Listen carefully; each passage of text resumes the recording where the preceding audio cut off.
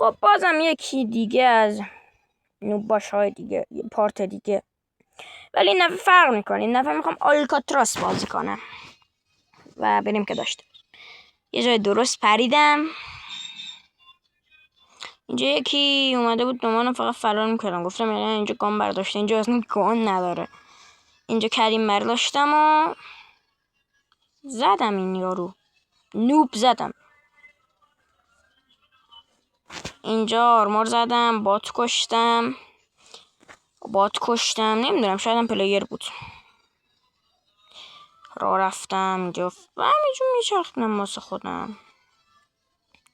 اینجا نید برداشتم و آرمور زدم. اینجا آرمور میزدم، یکی اون گوشه دیدم، خواستم با اینجوری بزنمش، بعد یکی پشتم بود. خب اینجا منتظر کمپ کرده بودم، پروازم بسته بود. کجا رو من آخه میزدم؟ چه فکری کرده بودم؟ در کل 9 تا کیل گرفتم.